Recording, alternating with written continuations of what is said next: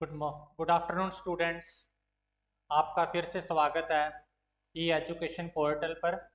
अपना जो टॉपिक चल रहा था आज का मैच, तो मैच में अपने बेटा जो मेन मेन पॉइंट्स थे उसमें से अपना एक बेटा पॉइंट बच गया था। कौन सा? प्लांट प्रोटेक्शन या पादप सुरक्षा। पादप सुरक्षा में बेटा अपने मुख्यतः दो चीज़ों की बात करते हैं। पादप सुरक्षा को बेटा आपको अलग से इसलिए करवा रहा हूँ क्योंकि इस चीज का सबसे ज्यादा इम्पैक्ट फसल के उत्पादन पर पड़ता है। क्योंकि कोई भी रोग या कीट है वो अपने फसल के उत्पादन को बहुत हद तक कम कर सकता है। अगर अपने केवल और केवल रोगों के द्वारा देखें तो कोई भी रोग है वो 26% तक अपनी उपज कम कर सकता है। और अगर रोग प्लस कीट दोनों आ चुके हैं खेत में तो वो अपनी उपज बेटा 30 से 35% तक कम कर देता है। 30 से 35% का मतलब होता है फसल का 1/3 हिस्सा कम हो जाना। जहाँ पे अपनी उत्पादकता, अगर अपने गेहूं की उत्पादकता देखें 33-34 मन अगर प्रति हेक्टेयर के हिसाब से, या बेटा अपने हिसाब से देखें, अगर कोई किसी चीज की उपज 30 से 40 क्विंटल प्रति हेक्टेयर हो रही है, वो उपज 1/3 कम हो जाना, कहने का मतलब उस हेक्टेयर से अपने को लगभग अगर 14-15 क्विंटल प्रति हेक्टेयर उपज ही मिले तो कितना नुकसान हो जाएगा। तो इस दशा से बचाव के लिए आपको बेटा ये अलग से करवा रहा हूँ। कौन सा? प्लांट प्रोडक्शन या पादप सुरक्षा। क्योंकि बेटा फसल उत्पादन प्रणाली में पादप सुरक्षा का महत्व बहुत ही ज्यादा है। सबसे पहले अपने मक्का में देखते हैं बेटा कौन कौन से हानिकारक कीट लगते हैं। एक तो बेटा लगता है टर्माइट या दीमक। टर्माइट या दीमक, ओडेनोटर्मस अबेसिस। ओडेनोटर्मस अबेसिस इसका साइंटिफिक नाम है। उसके बाद बेटा दूसरा मक्खा कीट कौन सा लगता है?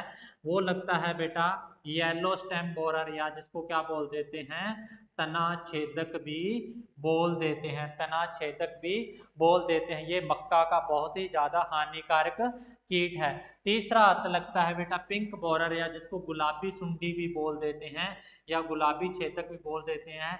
यह वीट प्लस मैच, मक्का और गेहूं दोनों में हानि पहुंचाता है। जो येलो स्टेम बोरर होता है यह तना छेदक होता है, जो कि सोरगम में भी या ज्वार में भी यह लगता है। तो इस प्रकार ये मुख्यतः 3 इंसेक्ट पेस्ट हैं। इसके अलावा बेटा मक्का पर अपने कभी कभी क्या एफिड, या जिसको तेला बोल देते हैं, वो भी लग जाता है। तो इस प्रकार ये 4 मुख्य बेटा इसके इंसेक्ट पेस्ट हैं जो कि मक्का की फसल पर लगते हैं। अगर अपने रोगों की बात करें तो पहला रोग आता है बेटा तुलासिता रोग या डाउनी मिल्ड्यू ऑफ मैज, जो किसके कारण होता है बेटा? कवक के कारण होता है। उसके बाद बेटा दूसरा रोग आता है अपना white bird of match. Match की जो आंखें होती हैं, यहाँ से भुट्टों का निर्माण होना स्टार्ट होता है। वो कैसी हो जाती हैं? सफेद रंग की हो जाती है। किसके कारण? जिंक पोषक तत्व की कमी के कारण। इसीलिए बेटा मैंने बोला था जब मैं आपको मैन्योर से फर्टिलाइजर करवा रहा था मक्का की फसल के लिए, तो इसको अलग से जिंक सल्फेट 25 किलो प्रति हेक्टेयर देना चाहिए इस रोग से बचाव के लिए, जो कि पोषक तत्वों की कमी के कारण होता है। मक्का की सफेद आंख वाला रोग, या जिसको व्हाइट बर्ड ऑफ मैच भी कहते हैं।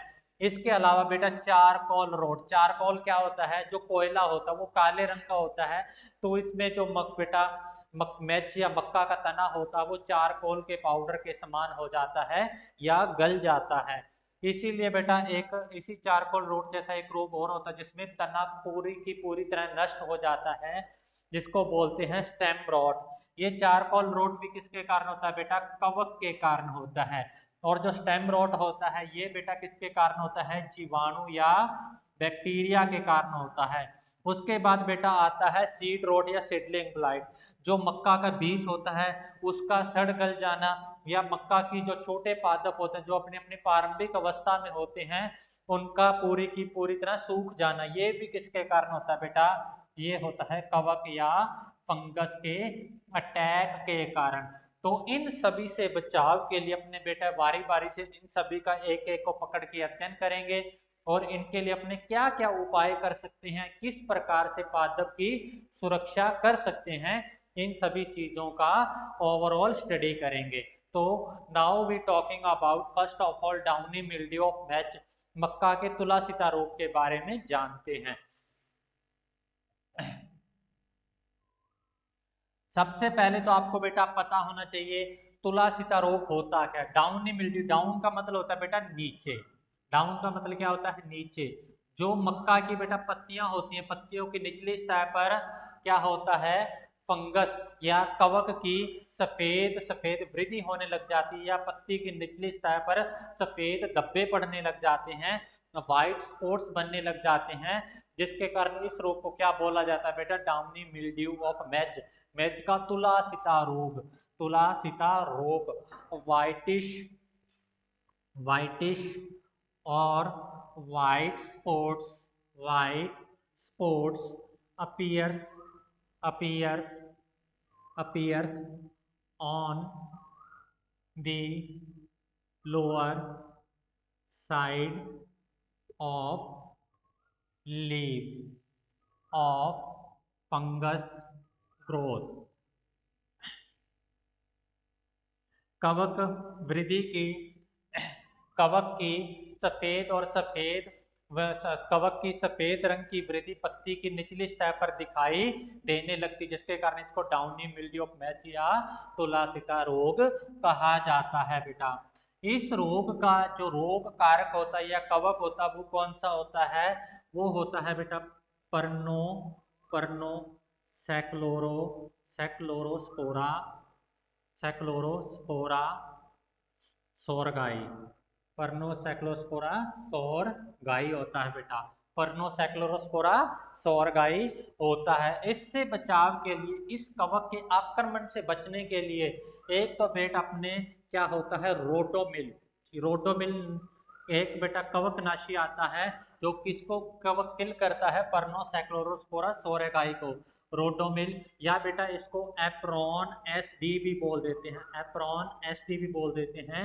इसकी 4 ग्राम प्रति किलो की मात्रा के हिसाब से अपने बीज को उपचारित करके बोना चाहिए। या बेटा इस एपेरॉन एसडी की, एपेरॉन एसडी की अलग से बेटा लिक्विड में भी डोज आती है, 1 से 2 ml प्रति हेक्टेयर के प्रति केजी के हिसाब से भी बीज को उपचारित करके बोना चाहिए। किससे, एपेरॉन एसडी के द्वारा, APRON, एपेरॉन एसडी के द्वारा। या बेटा जो अपना मित्र फंगस होता है, जो अपना बेनिफिशियल या फ्रेंड फंगस कौन सा होता है, ट्राइकोडर्मा, इसके द्वारा भी अपने बेटा बीज उपचार करके इस रोग से बचाव कर सकते हैं, 6 से 10 ग्राम प्रति किलो के हिसाब से बेटा। ये ट्राइकोडर्मा क्या करता है, जो दूसरे बेटा हानिकारक फंगस होते हैं उनको खा जाता है, उनकी कोशिका का भक्षण कर लेता है और इस प्रकार अपनी फसल का बेटा बचाव हो जाता है। तो ये कौन सा बेटा, डाउनी मिल्ड्यू ऑफ मैच, जिसे मक्का का तुलासिता रोग भी कहते हैं, जिसे मक्का का तुलासिता रोग भी कहते हैं। उसके बाद अपने दूसरे रोग की बात करते हैं।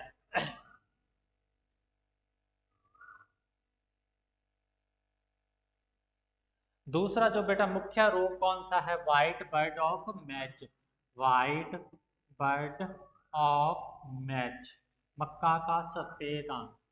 ये किसके कारण होता है बेटा, जिंक पोषक तत्वों की कमी के कारण होता है। इस दशा से बचाव के लिए बेटा अपने को खेत में जिंक सल्फेट की मात्रा देनी चाहिए 20 से 25 किलो प्रति हेक्टेयर के हिसाब से। बुआई के समय या बुआई के बाद सिंचाई जल के साथ जिंक सल्फेट की मात्रा देनी चाहिए खेत में बेटा, इस रोग से बचाव के लिए। अब अपना बेटा जो तीसरा रोग आता है मुख्य रूप से, वो कौन सा आता है, चारकोल रोग। कौन सा, चारकोल रोग, या कोयले की तरह इसमें बेटा पौधे में चारकोल का चूर्ण बनने लग जाता है। तो ये किसके कारण होता है बेटा, कवक के कारण। किस कवक के कारण या फंगस के कारण, मैक्रोफोमिना, मैक्रोफोमिना फिजोलाई के कारण। किसके कारण, मैक्रोफोमिना फिजोलाई के कारण होता है बेटा। तो इससे बचाव के लिए अपने बीज को बेटा ट्राइकोडर्मा से उपचारित करना चाहिए, ट्राइकोडर्मा से उपचारित करना चाहिए। अब अपने बेटा जो चौथा मुख्य रोग था कौन सा, वो था बेटा स्टेम रोट या तना सड़न।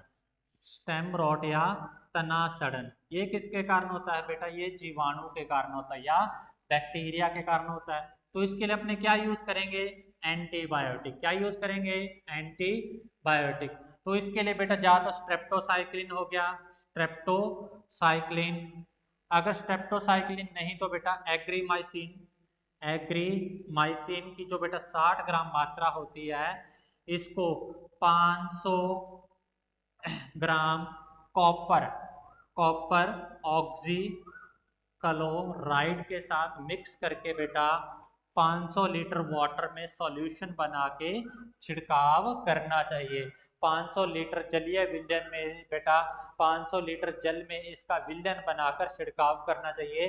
किस रोग से बचाव के लिए? तना सड़न या स्टेम रोट से बचाव के लिए। तना सड़न या स्टेम रोट से बचाव के लिए। अब चौथे रोग पर आते हैं बेटा। चौथा रोग इसका कौन सा होता है? चौथा रोग है बेटा जो इसका मुख्य रूप से चौथा रोग बेटा है सीड रोट या सीड रोट, बीज का गलना या सीडलिंग ब्लाइट। जो मैच का नवोद विधा, कहने का मतलब कि जो मक्का का छोटा पादप अपनी अपनी प्रारंभिक अवस्था में अभी उसका अंकुरण हुआ, ये ज्यादा हाइट का नहीं है, ज्यादा से ज्यादा वो आधा फीट या उससे भी कम का है, तो उस पौधे का सूख जाना, ये किसके संक्रमण के कारण सूखता है? कवक। किस कवक के कारण बेटा? पीथियम।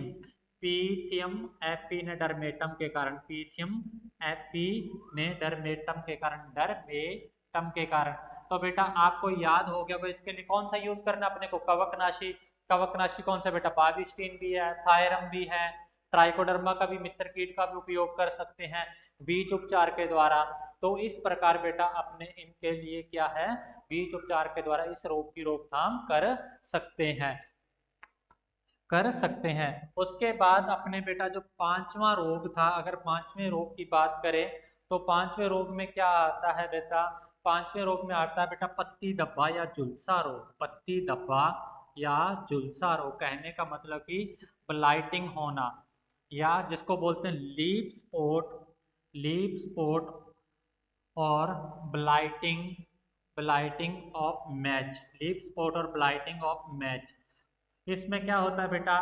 पत्तियों पर काले रंग के धब्बे बन जाते हैं, या पौधा पूरा का पूरी तरह झुलस जाता है। जैसे ऐसे पौधा प्रतीत होता है जैसे पौधा आग के द्वारा झुलस गया हो, आग के द्वारा झुलस गया हो। ये भी मुख्य रूप से बेटा या तो अधिक तापमान के कारण या कवक के आक्रमण के कारण भी हो सकता है। तो इसके लिए भी बेटा अपने थायरम या जिनेब द्वारा बीज को उपचारित करके बोना चाहिए। 2 ग्राम प्रति किलो के हिसाब से, 2 ग्राम प्रति किलो के हिसाब से बीज को उपचारित करके बोना चाहिए। तो इसके रोगों में जो मुख्य रोग है बेटा, एक तो वो है तुलासीदा रोग, डाउनी मिल्ड्यू, सबसे ज्यादा इंपॉर्टेंट है। दूसरा चारकोल रोट, जो कि मैक्रोफोमिना फिजोलिना के कारण होता है। इसके अलावा बेटा एक जो तना सड़न होता है, ये इसके मुख्य 2 या 3 रोग हैं। 2 या 3 रोग हैं। तो इस प्रकार अपने बेटा रोगों से बचाव कर सकते हैं। अब आते हैं बेटा इंसेक्ट पेस्ट पर। इसके हानिकारक कीटों पर नजर डालते हैं। इसके हानिकारक कीटों पर नजर डालते हैं। तो बेटा इंसेक्ट पेस्ट में पहला आता है दीमक। दीमक कहाँ रहता है बेटा? दीमक मृदा में अपना घर बनाकर रहती है। मृदा में या सॉइल हैबिटेट होती है, या मृदा में अपना घर बनाकर रहती है, जिसको क्या बोलते हैं? टर्मेटोरिया। इसके घर को क्या बोलते हैं बेटा? मृदा के घर को बोलते हैं टर्मेटोरिया, जो कि लगभग बेटा मृदा में गहराई आधा फीट नीचे गहराई में हो सकता है। 0.5 मीटर की गहराई या आधा फीट या उससे भी ज्यादा गहराई में हो सकता है। क्योंकि दीमक क्या है? सोशल इंसेक्ट पेस्ट है। यह अपना परिवार बनाकर रहती है, या यह सामाजिक कीट है। कौन सा है? सामाजिक कीट है। सामाजिक कीट है। तो इससे बेटा दीमक से बचाव के लिए अपने को क्या करना चाहिए? दीमक से बचाव के लिए अपने को बेटा एक स्प्रे आती है जिसका आपने नाम बहुत बार सुना होगा, क्लोरीपाइरीफोस। क्लोरीपाइरीफोस 20 EC। 20 EC क्या होता है बेटा? ये इसका सक्रिय तत्व होता है, जो 20 EC में, इसका मतलब 20% इसमें विषैलापन होता है, जो दीमक को किल करने के लिए यूज किया जाता है। तो इसकी बेटा 2.5 लीटर मात्रा सिंचाई जल के साथ खेत में देनी चाहिए। जब अपने खेत में सिंचाई दे रहे होते हैं तो उस जल में बेटा जैसे अपने कोई अपना जो बेटा खाला होता है या नक्का होता है उसमें बेटा इस दवाई को बूंद बूंद सिंचाई जल के साथ मिलाते रहना चाहिए, या छेद करके इसके बोतल में छेद करके सिंचाई जल के साथ वो अपने आप मिक्स होती रहती है। तो इस प्रकार बेटा 20 सीसी की मात्रा है जो 2.5 लीटर की मात्रा है प्रति हेक्टेयर के हिसाब से सिंचाई जल के साथ देनी चाहिए। किससे बचाव के लिए बेटा? दीमक से बचाव के लिए। किससे बचाव के लिए? दीमक से बचाव के लिए। उसके बाद आता है बेटा दूसरा जो मेन इसका कीट है वो कौन सा है? तना छेदक। तना छेदक या जिसको बेटा प्रोमक्खी भी बोलते हैं, तना छेदक या प्रोमक्खी। तना छेदक या प्रोमक्खी से बचाव। प्रोमक्खी। Yellow stem borer. Yellow stem borer. Yellow stem borer से बचाव। तो बेटा ये किसके कारण होता है? इसका नाम होता है काइलोपार्टुलस। काइलोपार्टुलस जो मुख्य रूप से मक्का और सोरगम, मुख्य रूप से मक्का और सोरगम को मतलब कि मक्का और ज्वार को प्रभावित करती है। तो ये क्या होता है? जब बेटा अपनी फसल 30 दिन हो जाते हैं, बुआई के 30 दिन बाद हो जाते हैं, तो उस समय फसल में क्या कोज करती है बेटा? Dead hurt. मैंने आपको पिछली वीडियो में बताया था डेड हर्ट क्या होता है। डेड हर्ट क्या होता है? Stunting of growing parts. Stunting of growing parts और stop growth in growing parts. तो जो वृद्धि करने वाले पौधे के ऊपरी भाग होते हैं वे सूखने लग जाते हैं, उनकी वृद्धि रुक जाती है, वो क्या कहलाता है बेटा? डेड हर्ट कहलाता है। डेड हर्ट क्यों कहलाता है? क्योंकि ये जो स्टेम बोरर होता है ये तने में छेद कर देता है, जिसके कारण अपना तना वीक या कमजोर हो जाता है। कमजोर होने के कारण वो अच्छे से पोषक तत्वों को पौधे के ऊपरी भागों में स्थानांतरित नहीं कर पाता, जिसके कारण अपना पौधा सूखने लग जाता है या ऊपरी भाग क्या होने लग जाते हैं? ड्राई होने लग जाते हैं। Dryness, dryness of upper parts. तो इसमें क्या होता है बेटा? पौधे के ऊपरी भाग सूखने लग जाते हैं, जिसके कारण क्या होने लग जाता है? Dead hurt. ये डेड हर्ट कोज होने लग जाता है। इसके अलावा बेटा क्या होता है? It causes pin holes. Pin holes in leaves.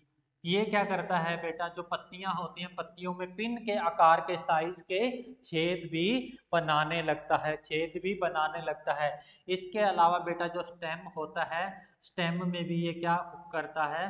Holes cause कर देता है, होल्स बना देता है। इस प्रकार ये क्या अपने पूरे के पूरे पौधे को नष्ट कर देता है और अपना पूरा का पूरा पौधा क्या हो जाता है? डाई हो जाता है। किसके आक्रमण के कारण? तना छेदक या येलो स्टेम बोरर के कारण।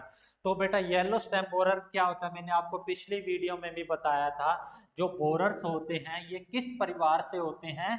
ये लेपिडोप्टेरा से होते हैं, क्योंकि ये काट कर चबा कर खाने का काम करते हैं, बाइटिंग या च्विंग टाइप होते हैं। ये किस परिवार से होते हैं? लेपिडोप्टेरा से होते हैं। किस परिवार से होते हैं? लेपिडोप्टेरा।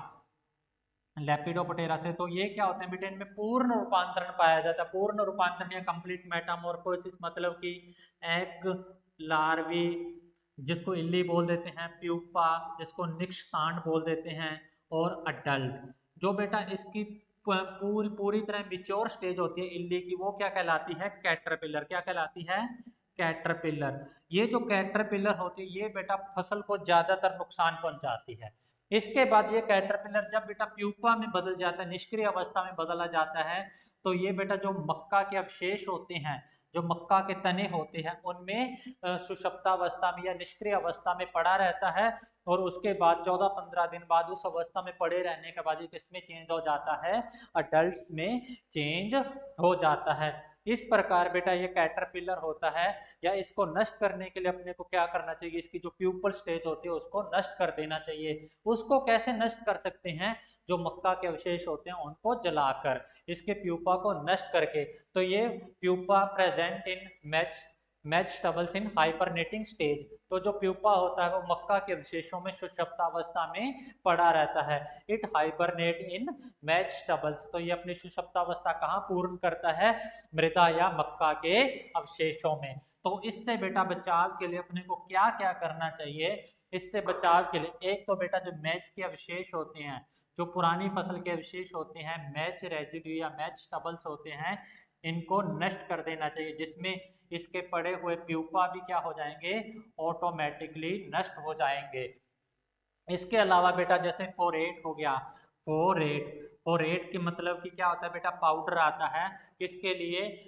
जो बोरर्स होते हैं इनको किल करने के लिए। इसकी 10 से 20 केजी मात्रा प्रति हेक्टेयर की दर से इसका ब्रॉडकास्टिंग या इसको छिड़काव करना चाहिए, इसका ब्रॉडकास्टेड या छिड़काव करना चाहिए। इसके अलावा बेटा फोरेट के बाद जैसे हो गया कार्बोफ्यूरॉन, कार्बोफ्यूरॉन का भी पाउडर आता है बेटा, इसकी भी लगभग 20 से 30 किलो प्रति हेक्टेयर के हिसाब से अगर अपने बेटा छिड़काव करें या इसका बुकराव करेंगे तो भी बेटा अपने इससे इस पर नियंत्रण पा सकते हैं। किस पर? येलो स्टेम बोरर या काइलोपार्ट्यूलस पर। काइलोपार्ट। इसके बाद बेटा एक क्या होता है? इसके लिए अपने बायोलॉजिकल वेपन या जैविक हथियार के रूप में भी किसी दूसरे कीट को, वह कीट जो इस कीट को खाता हो, इस कीट का शत्रु हो, तो अपने क्या बेटा इसके लिए बायोलॉजिकल कंट्रोल भी कर सकते हैं। क्या कर सकते हैं? बायोलॉजिकल कंट्रोल भी कर सकते हैं। किस कीट के द्वारा? कोटेशिया के द्वारा। एक बेटा कोटेशिया नाम का, कोटेशिया कोटेशिया कोटेशिया नाम का कीट आता है, जो कि बेटा येलो स्टेम बोरर या मक्का के तना छेदक का शत्रु होता है, जो इस तना छेदक का भक्षण करता है या इसको खाता है। तो इसके द्वारा भी अपने बेटा इसकी उचित मात्रा वातावरण में छोड़कर, या मक्का के खेत में छोड़कर अपने इसको कंट्रोल कर सकते हैं। लेकिन अपने को बेटा इसकी कितनी मात्रा छोड़नी ये भी पता होने चाहिए। अगर अपने बेटा बहुत अधिक मात्रा छोड़ देते हैं तो ये क्या पता कई बार अपने जो मित्र कीट होते हैं ये ही अपनी फसल को नुकसान पहुंचाना स्टार्ट कर देते हैं। तो इस प्रकार अपने बेटा येलो स्टेम बोरर या तना छेदक का कंट्रोल कर सकते हैं। उसके बाद बेटा आता है पिंक बोरर। पिंक बोरर क्या होता है? जो कि मुख्य रूप से बेटा मक्का और वीट में हानि पहुंचाता है। इसका वैज्ञानिक नाम क्या होता है? सेसेमिया इनफेरेनस। सेसेमिया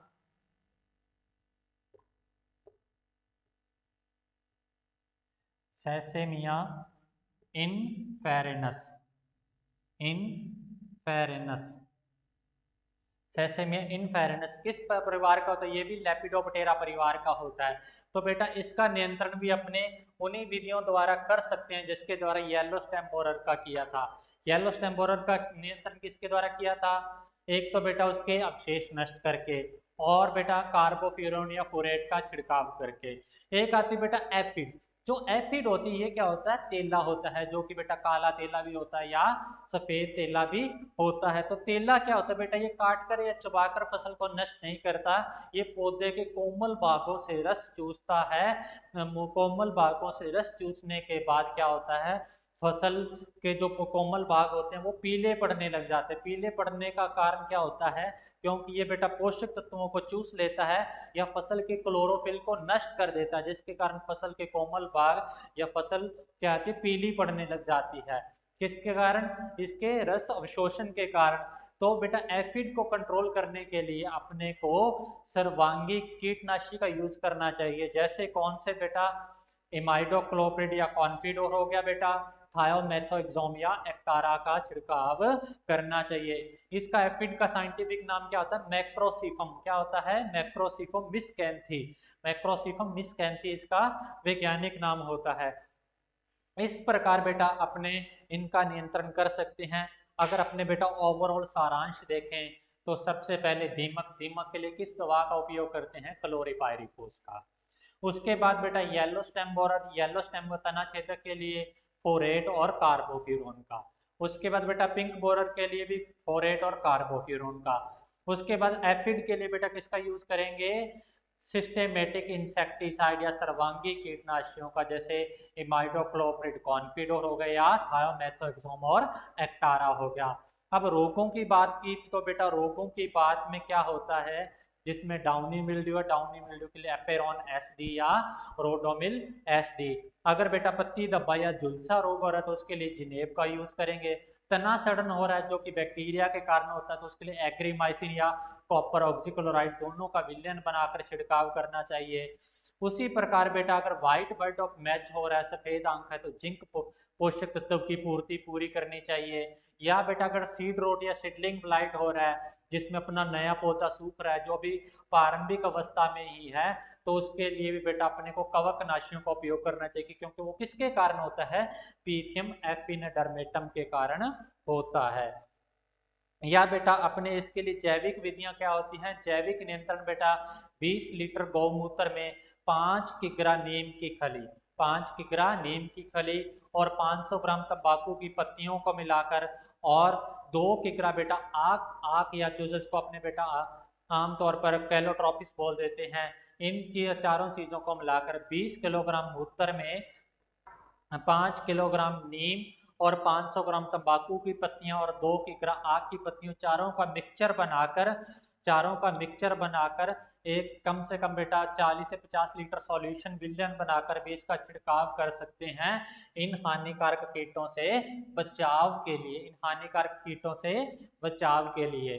तो बेटा आज का जो अपना लेक्चर था मैच मैच में, जिसमें अपने बेटा 3 वीडियो सेशन रहे, जिसमें सबसे पहले अपने मैच के बारे में, इंट्रोडक्शन के बारे में जाना और मैच के शोइंग मेथड और शोइंग के बारे में जाना। उसके बाद दूसरे वीडियो सेशन में अपने बेटा उसके हार्वेस्टिंग तक या उसके इल्ड तक का अध्ययन किया था और तीसरे वीडियो सेशन में अपने इसके पादप सुरक्षा के बारे में अध्ययन किया। तो इस प्रकार जो बेटा आपका आज का अपना जो ब्रॉड टॉपिक था मैच, ये कंप्लीट हो चुका है। अगर आपके बारे में आपको इसके बारे में और भी कुछ जानकारियां हैं या आप जिज्ञासा रखते हो तो आप मेरे साथ शेयर कर सकते हो, अपने डाउट्स को मेरे साथ क्लियर कर सकते हो व्हाट्सएप मैसेज करके या by calling in school timing. तो आप स्कूल टाइमिंग में ये काम करेंगे। मिलते हैं नेक्स्ट क्लास में। आशा करता हूँ कि आपको अच्छे से समझ में आया होगा। तब तक के लिए धन्यवाद।